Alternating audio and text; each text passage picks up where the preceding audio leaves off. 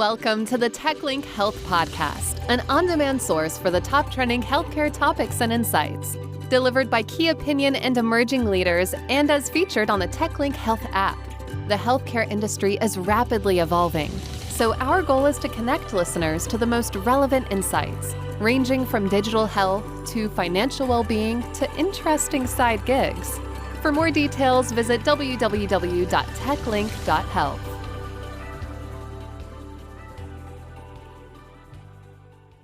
Hey, everybody, and welcome back to the TechLink Health Podcast. I am Justine Reese, and today's episode I'm very excited about. We're focusing on the insights that can be derived from the journeys of managing various medical conditions. Particularly, we're going to be talking about a journey into lots of cancer stories. This episode's guest is David Richman, a transformation expert focused on creating meaningful personal change through his work as an author, motivational speaker, trainer, and consultant. He is the author of Cycle of Lives, 15 People's Stories, 5,000 Miles, and a Journey Through the Emotional Chaos of Cancer, and Winning in the Middle of the Pack, Realizing True Success in Business and in Life.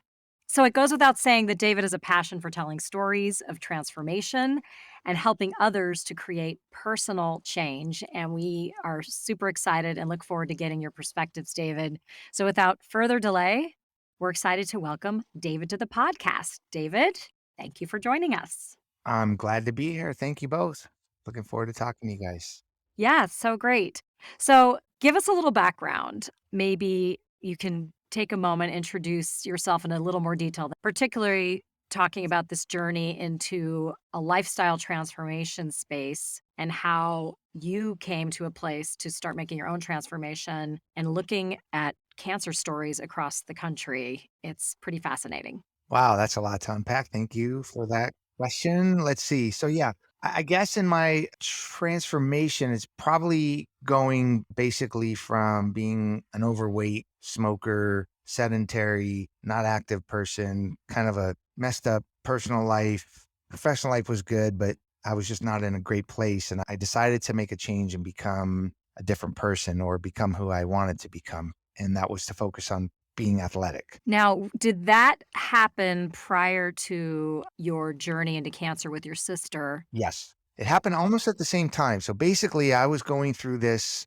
self-realization where I said, wow, I'm a certain kind of person, and that's not the person I want to be. I want to be this other type of person. And so I purposefully and very real, this is not an allegory. I mean, I literally said, I am on a new path, and I don't know where that path is going to take me. At the same time, my sister was diagnosed with terminal brain cancer, and she was on a path of very certain where it was going to end, right? So the dichotomy in that was really stark, and it kind of allowed us, because we were open to talk about it, it kind of allowed us to lean on each other, leverage off of each other's new journey, sometimes not in the best ways, because mine was very healthy and forward looking. Hers was centered around her not being healthy and having to assess the fact that her life was going to end. So I went on this journey of transformation, which brought me from not doing anything to doing really stupid, crazy endurance athletic stuff. Right. So when you came up with this idea to travel across the country on your bike, how did you come up with this idea to combine the cycling journey with meeting up with people? And then, of course, how you found all the various people in the right locations. I'm curious about that too. Yeah. So let me tell you how it happens. I was starting to become more and more of an endurance athlete as a side hobby, doing Ironmans and 50-mile runs and those kind of things.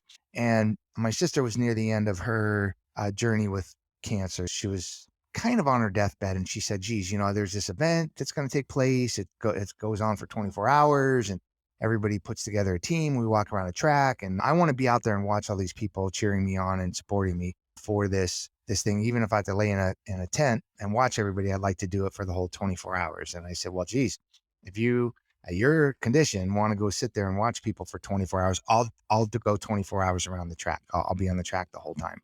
And unfortunately, she had passed away like 2 days before the event.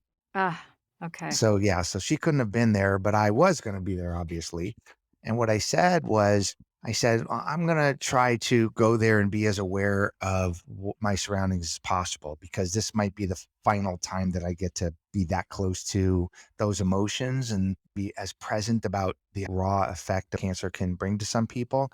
And when I did that, I was observing people. I was observing them for the whole 24 hours because I was on the track for the whole 24 hours. And I noticed, Justine, that it was really easy for people to talk about, like, how do I get my treatment?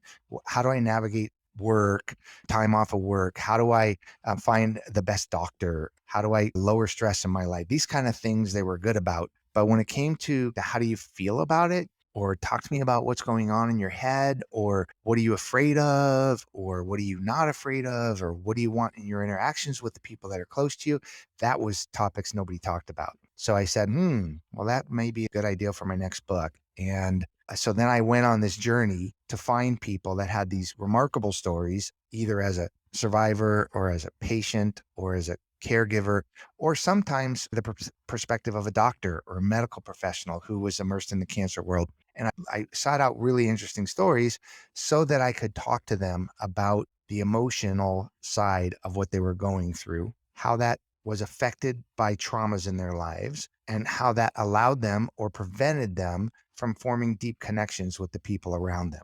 So once I had all those 15 people, I interviewed them for a couple of years, got super, super deep into their stories. And then I said, hey, if we're all connected by emotion, we're connected by story, why don't I get on my bike and go see as many of them as I can on a bike ride to connect those stories? Okay, so you already had the stories first, but then when you went and met them in person, was more revealed? Was the story expanded on, and that's what ends up in the book? No, the stories were long written in my head. I wrote the stories on the bike ride and after, like, wrote them out. But I had talked to people for about a year and a half, 2 years on the phone, purposely did not do video because I wanted people to be safe to open up and not worry about who's looking, even if it was just me. And so we talked on the phone, and I only knew a couple of them in person ever. Prior to that, most of them were strangers to me. And so when I finally did roll up to meet them, it was just the emotion behind it and some of the other things. But then along the way, each day I ran into people who would tell me a story or ask me what I was doing and then go, oh my God, you know what? My grandma just died. I don't know how to feel about it. Or somebody at work just got diagnosed. I don't know what to say to them. And this was a recurring theme with not everybody, but with most people, that they just weren't equipped to talk about the emotional side. But it sounds like from what you're saying, if people wanted to talk, they just didn't know where to go. You know this, that I had my own bout with early stage breast cancer, and then my mom had it. And I just remember you talk about in the book about all the decisions that need to be made. And that for me was the hardest part. But you do get very caught up in that, finding doctors, finding treatment centers, da da da da. And then again, where's all the emotion going? So did anything change as you got news stories? And I know you were processing personally a lot, and I love that you share that in the book. In between the other stories, you're talking about your own mental journey as you're riding for 12 hours a day or whatever it is. And I thought that was fascinating. Yeah, so it gave me the ability to really ponder the stories because I didn't just ask people, tell me about your cancer. And again, some people they didn't have the cancer. They were the loved one or the caregiver or a medical professional. But I asked people not to tell me about their cancer journey, but to tell me about their cancer journey in relation to the other traumas in their lives. So how did abuse, how did abandonment, how did the suicide of a parent, how did drug addiction or imprisonment or making bad decisions or having a bad hand being dealt to you in life, how did those things affect you during your trauma? And how did they help you or prevent you from forming connections? Because what I learned is that we just don't know what people have gone through or what they're going through. And to get really, really deep into somebody's story, there's all these different things that are going on. And sometimes what's easy to do is to self isolate ourselves from the people that care about us the most or could care about us the most because we're ashamed or we don't want to give them guilt, or there's a lot of different reasons. And I think not everybody, but most people want to try to figure out a way of how do we connect at a deeper level.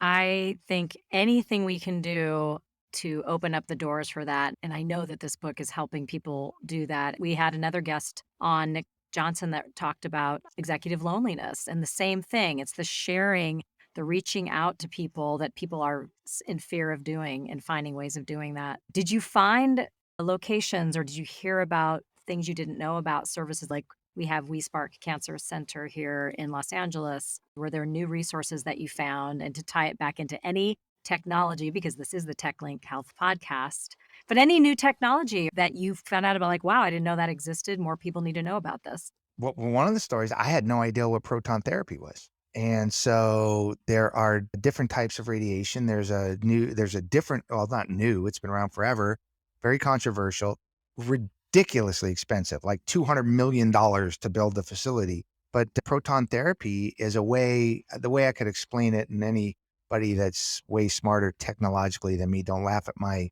description.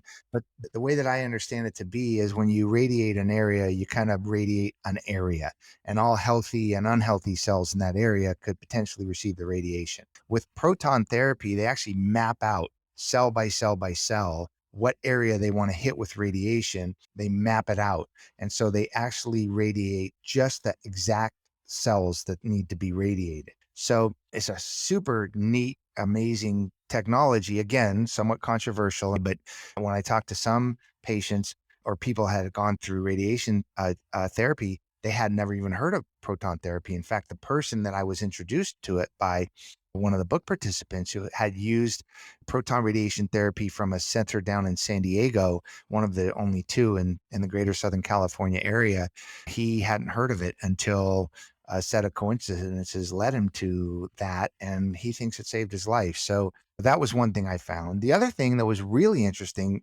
technology wise, and also something that gives us hope, is one of the book participants is a oncologist out of NYU at the Perlmutter Cancer Institute, and she's been an oncologist for 40 years. And I asked her a stupid question, which I thought was a stupid question at some point in our talks. And I said, when are we going to cure cancer? And she laughed and she said, well, I'll tell you what, we've come a long way. And I don't think we're going to cure it in my lifetime, but I think we'll cure it in my daughter's lifetime. And I went, wow. And she started talking about advancements in the way that cells mutate. We know a lot more about the probability of certain mutations for different types of cancers and how we deal with that and the advancements. And I was like, wow. The bad thing is that cancer is so prevalent and there's so much money and there's such a big effort being put towards every ounce of imaginable research and treatment and curative measures, palliative measures, you name it. But we're maybe 3 innings in, apparently, at least according to her, we are 3 innings in. Wow. Well, that's exciting. And to even hear that generationally, that's what's ahead is exciting. I was curious too about how you were reflecting back on your own grieving process. Grieving is a hot topic right now, maybe because so many people felt it in a new way during the pandemic. And you talk about it a lot and your own process of grieving. And how did that cycle go as you headed east? And how were you processing as you were doing this endurance ride? hmm I definitely learned, Justine, that grief is not simply somebody dies and you want to grieve them. Okay. That's not what grief is. A grief could be letting go of something that was a wish of yours one time that you know is never going to happen. I love the title of this book that my editor was working on for another client, and it was The Other Side of Never. And I love that title because it was written by a psychologist who had to deal with the fact that she was now at the point where she was never going to have kids. And I thought, holy crap, like at that time, that is grief. That's grieving. That's grieving the fact that you will never have kids. And I kind of got that, but I didn't really understand that grief is more than that. And grief could cover a number of different things. And for me, on the bike ride, I discovered about myself that I had long grieved my sister. But what I hadn't grieved was this idea and the finality that the person that knew me the most, right, especially the traumatic childhood that we had, nobody else would know that but her. And so I had to grieve the fact that that part of my life was only my side of the story. Nobody was ever going to know. Nobody was ever going to be able to feel it. And it's kind of like when you lose a person, you don't just lose that person, you lose the aspect of that person. Or if you lose the ability to do something, you have to grieve that ability. I have a friend who had a bad accident a while ago that left him paralyzed. he had to grieve the idea that he would not be able to walk again. And so that's not traditionally the way I think we would look at grief, but it is the grieving process, which oftentimes involves the churning up of different traumas and different emotions and who can I talk to? But I like how you said grief is like grieving a marriage. You're letting go of the fantasy of your idea of what you thought would be in all of these situations. Just like you said, the man who became paralyzed and can't do whatever he had imagined he would do. So you have all that letting go. So it's interesting that you came to that on the ride. And of course, I'm curious, and this would probably be like asking you if you had 3 kids, who's your favorite? But did you have a story that stood out for you? Um, yeah, I talk about a lot of the stories all the time, right? And I think they're all inspirational and impactful, and they really get to you because each one lets you know there's so much below the surface on people, and it gives you an appreciation for your own depth and for other people's depths, and maybe gives you ability to be more empathetic when you're dealing with people. I'd say the one that probably gets me the most, only because I feel like we had a transformation together, was Dominic. And his story is terribly tragic, but also optimistic. He basically got cancer as a teenager. He was told he was going to die, and that was very hard for him and for his family to process. And when he didn't die, he actually thought he should have died because he didn't have any self worth and was not living his best life. And I met Dominic when he was in his early 40s, and we were having this really deep conversation one day about his journey and his emotions. And he said to me, he just broke down crying. And he said to me, he goes, "Man, I'm just so afraid to die. And I've lived my whole life that way. And I just happened to make an observation." And I said, "Dominic, I think you're wrong. I think you've told yourself and been told so many times you're going to die that you're afraid to live. And you tell me all these things that you want to do, but you're afraid to die. Why don't you do them and not be afraid to live? Write down your story, tell your kids what's happened in your life, travel the way you want to travel, do these things that you want to do because you shouldn't be afraid to live." And this was this wonderful realization that he gave me, that I gave him, that we gave each other, that we formed together. And it was wonderful because we formed a deep friendship over that. That's great. I love all the hope that the stories give. And also just this ripple effect that not just talking to a cancer patient, but to healthcare workers and people that work around cancer or live around cancer and the ripple effect of all of that.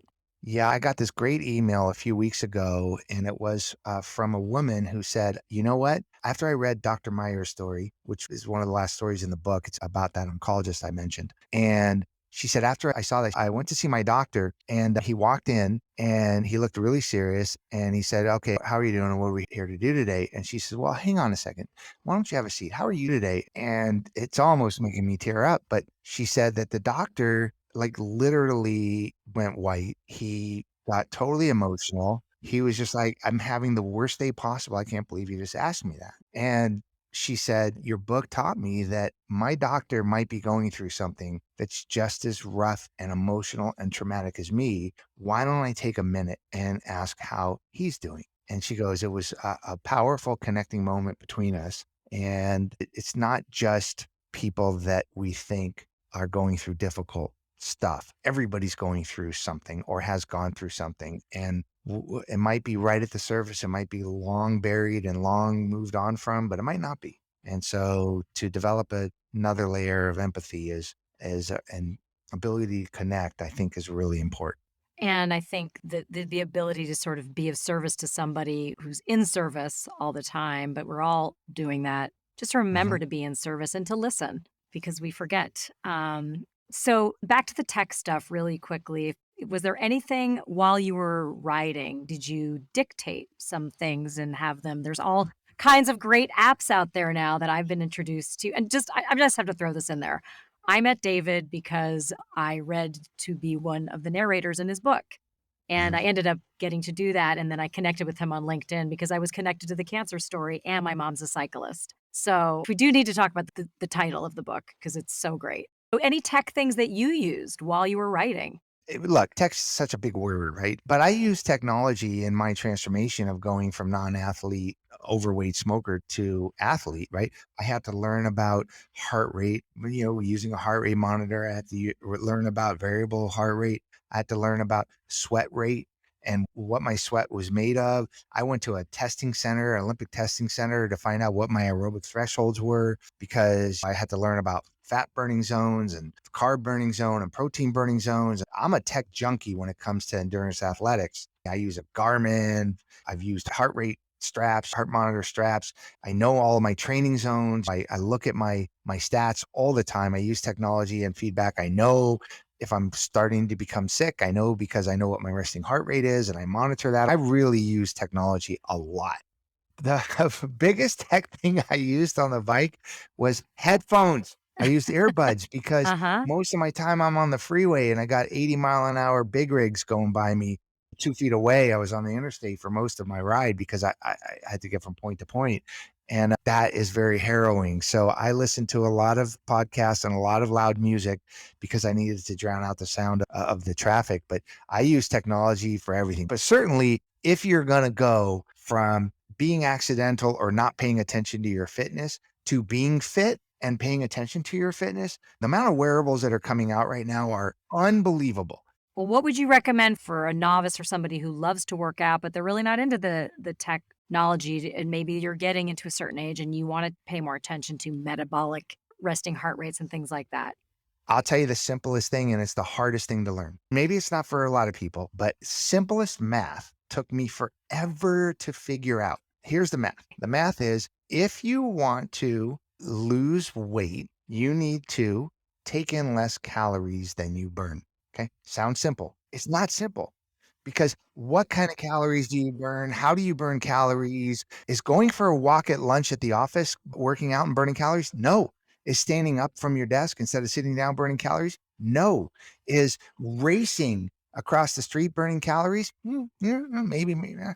Like that math of how do you burn calories? What's my caloric burn rate is so important because if you're going to sit on the couch and watch movies all Saturday, you need a hell of a lot less calories than if you're going to go bird watching and go to a park and go for a bike ride and go bowling and do whatever on the Saturday, right? But it's not that simple. But understanding the very basics of how much calories, what type of calories, how you burn in relation to your heart rate, understanding what the different levels are. It's very complicated, but really the simplest thing you could do is start to understand what's behind that very, very simple math of how many calories do I naturally burn just by being alive each day? And what do I need to ingest for what goals I'm trying to accomplish? Even if the accomplishment is not to get fit, but it's just not to get fat or not to stay fat or not to be too skinny or to stay too skinny or whatever the goals are, is understanding the math behind that. And there's so much. And very simply, you could get the very simplest of heart rate monitors, smartwatches, Garmin, a Phoenix, a Whoop, Apple Watch, whatever. And just understanding the very basics of that wearable technology can do wonders for that very simple concept that I think is the overriding one in fitness. So what's the best wearable to really get to this? I don't test them all. I have a partner, I have a friend. We do a little show, a little group meeting for the 40 plus athlete. He does all that. He tests everything. He tests every technology you could ever imagine, right? He believes in a technology called Whoop, WHOOP. It's a wearable technology. I like Garmin just because I love their app and I love the watch and it's very, very, very accurate. And I know that just because I've been doing this for a very long time, but there's a ton of great ones. It's not expensive technology. And it's just, the information is so, so valuable. Great. Well, my gosh, there is so much here. What are some other key points, things to do with health, things to do with cancer treatment, things that you found out about, epiphanies you had? It's all in the book and everybody needs to get the book or listen to the book. More importantly, I love the fact that you got 15 different narrators to participate because when you do listen to the book, you really get to feel like you're in the stories with these people in a different way than if, you'd had one narrator. So I thought it was beautiful. Yeah, but it's a big question, right? Because there's so much to have learned. There's so much to be aware of. And this forced me to learn a lot of things and be aware of a lot of things I wouldn't naturally do. Because if you're going to ask somebody to tell you everything that's inside of them and do it for a purpose, such as trying to help others, you have to do it correctly and you have to do it deeply. You have to do it right. So that was that. But what I'll tell you, the thing that stuck with me the most, and maybe this can, be a good segue to finishing our talk is that every single person I talked to, Justine, is really amazing. Every single person that I spoke to, every single one said, "Yeah, my story's not that interesting." Right? You know? Until they told And it. until they told it. And even then, sometimes they didn't believe it was that interesting because we're just living our lives and we're just doing our thing, right? And I could use the example if you don't mind me using the example of your mom, right? Like your mom did, I don't know if she's done a ton of commercials, she only did this one. But this I have the vision of her going up the hill against Peter Sagan in this commercial on this little e-bike thing. And her reaction and his reaction to her, it's like it was so impactful, right? Right. Yep. And she probably just is like, "Oh, I did this thing and whatever." It's like no big deal. No, Like she no big wasn't deal. really, she was pretty excited about it. Just But what I'm saying is yeah. that we all think that we're not that interesting, and maybe we're not because if we're going to always talk about ourselves like I'm doing right now, but it's really important to realize that you shouldn't discount what you're going through, right? Try to be real about it, know yourself, right? And then learn from yourself and try to help others. That was the biggest thing that I learned from this is I was completely floored that people would tell me the most unbelievably evocative, inspiring, like jaw-dropping, awe-inspiring stories, and they'd be like, "Oh, it's well, whatever." And so if you combine that with the fact that we don't know what people are going through or what they have gone through, and you just take a minute just to connect at a different level, it's really quite fascinating. It's really fascinating. I think that's the thing that shocked me is I could have a 2-minute interaction with somebody on my bike ride, and all of a sudden that interaction has never left me. It's because I forced myself to take a moment to really see them or have them see me at a different level and a different level of connectivity. And honestly, those are some of the best memories of my life. Yeah. And I think the idea of sharing a story and letting other people realize that they're not alone in these thoughts and feelings that they've had, you've been able to do that. So let's just wrap up because I really was curious. The title of the book, I mean, the title's so perfect, Cycle of Lives. Was there another title that was kind of in the running? No, there was a lot of titles that were in the running because, I mean, listen, you got 2 seconds to catch somebody's attention. First, it's the title of the book. Second, it's the cover art. Third, it's the little blurbs on the back. And if you're lucky enough that somebody says, okay, this is something I'm interesting, then it's like the first paragraph, right? So the name is really, really important. And I had mused in the beginning of the book, playing off another book called The Emperor of All Maladies, a very, very famous book. Anyway, I said, well, if cancer is anything, it's the queen of emotional chaos. So that was going to be my title. That was going to be the title, the queen of emotional chaos. But that didn't fly with the editors. So yeah, eventually Cycle of Lives did, because if you can picture this, anybody that's listening, a wheel on a bicycle with all the spokes that are separating the wheel into so many different sections, if you want to look at it like a pie chart or something. And I wanted to fill in this pie chart of this cycle with every kind of emotion people would have, all different stories, different ages, different times that they encountered cancer in their life, the different traumas that they had. I wanted to try to fill in as many pieces of that cycle, of that pie as possible. So Cycle of Lives, it was that double play on words, the Wheel of Emotions, a Pacheck's Wheel of Emotions. And then I'm cycling across the country. So by connecting stories, and so cycle, it just seemed to make sense. So Cycle of Lives is the book. It's a play on words. And what I tried to do was to try to bring in as many pieces of the pie, because Justine, I could be impressed and moved by a story, but I'm really, really impressed and moved by multiple stories about to show me different perspectives on the same kind of general topic and different sources. If I'm going to learn something, I want to hear like the 360 view on it so I can maybe formulate my ideas a little bit better. It's great. Well, it's a great read. It's a great listen. And I'm happy you're out there doing this stuff. And I would say what's next, but I feel like you're still in the cycle of this, to use that term. But I know you're out there talking about it and you're on a lot of boards and just really opening our minds and hearts to cancer stories and how it affects humanity. Yeah, well, thanks. I appreciate that. And I'm going to say only because I always forget, but 100% of the net proceeds from the book are going to support the cancer organizations and other charities that were chosen by the people in the book. So I list those in the book, as you know. It's on the website. And so the number one overriding goal is to better equip people to have those needed connecting moments with their loved ones and friends. Second of that is to raise a little bit of money. Third is, of course, be nice to people like the writing. And if they do, then maybe the next book I come out, they'll be like, hey, I like that guy. Yeah, right. And did you have another book before this book? I do, the Winning in the Middle of the Pack. Right. We didn't get a chance to talk about that, but maybe we'll have you back and talk about that. Beautiful. Well, thank you. Wonderful talking to you today, David.